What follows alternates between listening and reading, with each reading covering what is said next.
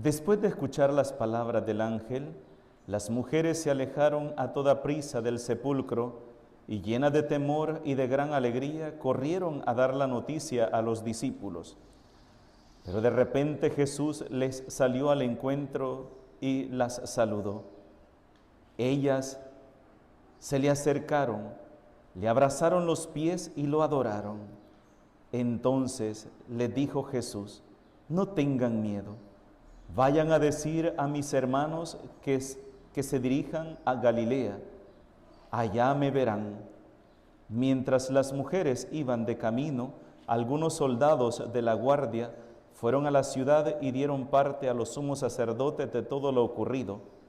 Ellos se reunieron con los ancianos y juntos acordaron dar una fuerte suma de dinero a los soldados con las instrucciones: digan, durante la noche estábamos nosotros dormidos, llegaron sus discípulos y se robaron el cuerpo. Y si esto llega a oídos del gobernador, nosotros nos arreglaremos con él y les evitaremos cualquier complicación. Ellos tomaron el dinero y actuaron conforme a las instrucciones recibidas. Esta versión de los soldados se ha ido difundiendo entre los judíos hasta el día de hoy. Palabra del Señor. Por las palabras del Santo Evangelio sean perdonados nuestros pecados. Siéntese, por favor. La resurrección del Señor va a ser un acontecimiento que va a convulsionar a todo el pueblo de Israel. A los primeros que les va a incomodar y les va a asustar, va a ser a las autoridades judías. Pensemos esto. El pueblo de Israel estaba esperando al Mesías, ¿verdad que sí? Ellos lo estaban esperando. De hecho, toda la ley y los profetas hablan del Mesías que viene, el Mesías Salvador. Con la única diferencia que la visión mesiánica que ellos tenían no era la visión mesiánica de Dios. El Mesías que ellos esperaban era un Mesías libertador terrenal, que les quitara el yugo de la esclavitud de los pueblos, que alejara a los romanos, que hiciera el pueblo de Israel el pueblo más poderoso, igual que en tiempos del rey David y el rey Salomón, que fueran los hombres más poderosos, los más grandes, que todos los admiraran, que todos los vieran como los que están ahí arriba y todos los demás pueblos quedaran abajo. Esa era la visión mesiánica que ellos tenían. El pueblo escogido, la nación consagrada. Nosotros somos el pueblo de Dios. Nosotros somos escogidos por Dios, somos privilegiados, ¿ves? Somos llamados hijos de Dios. Esa era la visión que ellos tenían. Pero era una visión demasiado pobre, terrenal, corta. Porque para ellos la felicidad y la plenitud de la vida estaba en tenerlo todo en esta tierra. Pero Dios no busca una liberación, no busca levantar al pueblo solamente en el ámbito material, en el ámbito terrenal. Dios quería levantar la humanidad, la dignidad del hombre perdida por el pecado, aquella dignidad que se perdió en el jardín del Edén, cuando el hombre decidió vivir su vida lejos de Dios, cuando el hombre rechazó a Dios y quiso colocarse él en el lugar de Dios. Ya no escuchar la palabra de Dios, ya no escuchar la voluntad de Dios, sino llevar a cabo su voluntad.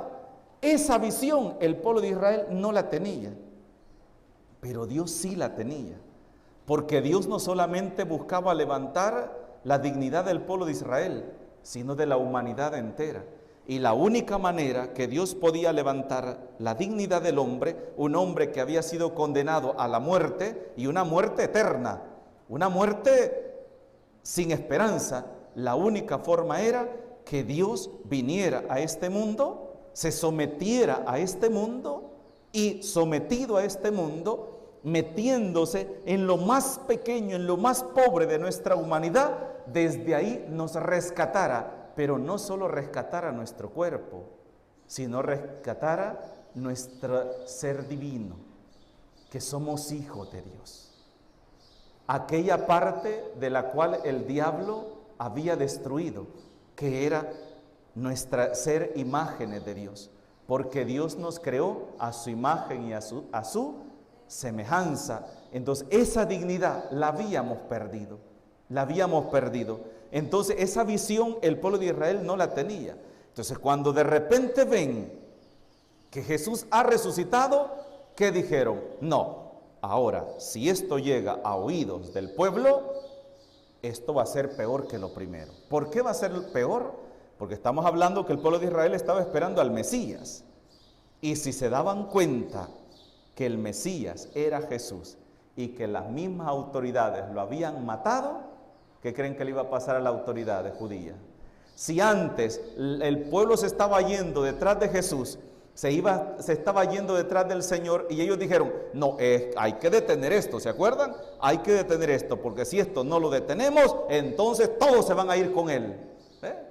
Todos se van a ir con él. Ahora sí, no se van a ir con Jesús, se van a ir todos contra ellos, porque ustedes mataron ¿a quién? Al Mesías, a nuestro Mesías. Y entonces no solamente los iban a rechazar, sino que los iban a querer linchar a todos. Entonces digo, tratemos de callar esto, porque aquí hemos cometido un error y ese error nos puede costar la vida a nosotros. Entonces por eso pagaron. Y miren qué cosa más interesante.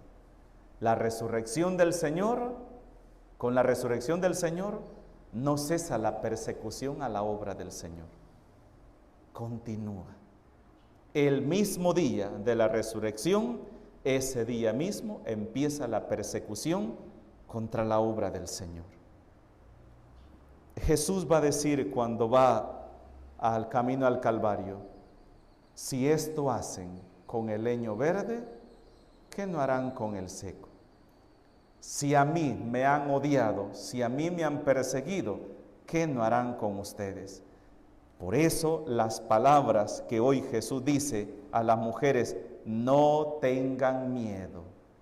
Estas palabras deben resonar hoy fuertemente en nuestros oídos también, porque la persecución que se obró contra el Señor, la persecución que se da incluso en medio de la resurrección, esa persecución también la van a sufrir todos los cristianos. ¿Por qué? Porque todo aquel que quiere su reino en este mundo y quiere obtener su hueso a toda costa con tal de estar en lo más alto, ustedes saben eso.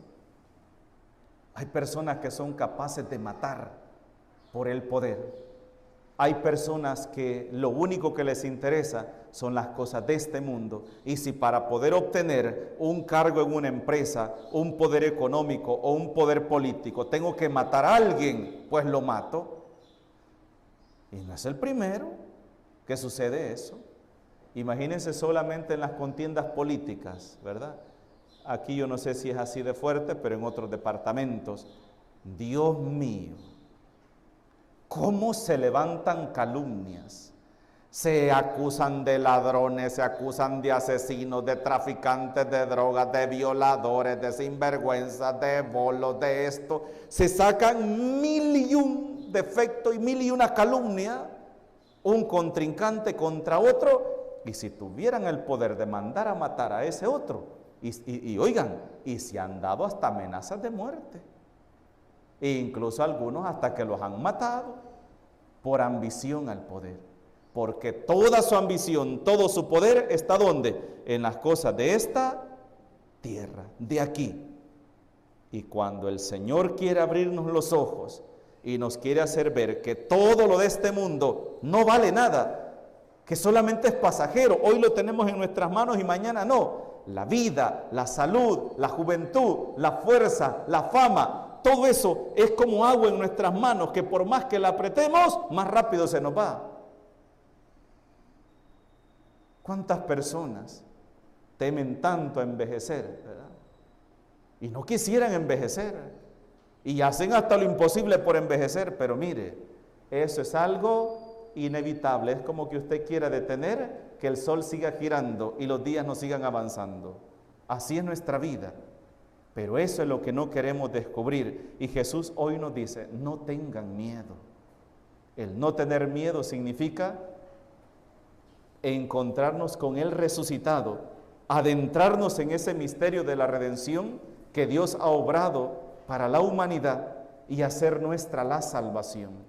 Este mundo pasa, este mundo va a pasar y va pasando sin que querramos, sin que nos demos cuenta, pero Dios no pasa, Dios es el mismo.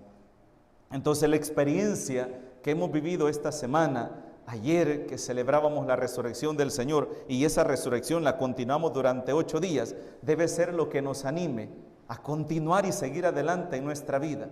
Es cierto que en nuestra vida hay pura fatiga y muchas veces nos desanimamos, nos cansamos, sí, pero acuérdense, así como San Pablo nos habla de que un atleta se prepara con dietas, con ejercicio para poder lograr llegar a una meta o ganar un campeonato, dice San Pablo, si así como esa persona se prepara y corre, y esa persona corre hasta la meta, no corre un poquito y durante esa carrera, San Pablo habla de la carrera del atleta comparándolo como la carrera del cristiano que va hasta la meta que es Cristo. En esa carrera el deportista se cansa, tiene sed, siente que los pulmones ya no le dan más, le duelen los pies, se puede doblar una rodilla, puede pasar otro y le da un empujón y lo hace tambalear que casi va a caer, pero dice la meta es llegar hasta el final. Esa es la vida del cristiano. La vida del cristiano es un caminar, es un avanzar, y durante ese avanzar, ¿qué es lo que nos dice el Señor? No tengan miedo, no tengan miedo, no tengan miedo. Yo he vencido el mundo. Yo he vencido al mundo, el Señor lo ha vencido por nosotros. A nosotros solo que nos toca continuar, seguir el camino que Él nos ha trazado. Es cierto que de repente nos vamos a ver y decimos, pues pero aquí solo yo voy corriendo y los demás. La salvación es personal. La salvación es personal. Y perdón lo que voy a decir esto, pero tú por ser mamá, no porque tu hijo dice, no, yo no quiero en Dios y yo me voy a condenar, me voy para el infierno, me voy a dedicar a servir al diablo. Entonces tú como mamá vas a decir, bueno, entonces como mi hijo no se va a salvar, yo tampoco me voy a salvar, me voy a quedar a hacerle barra a él. No, la salvación es personal.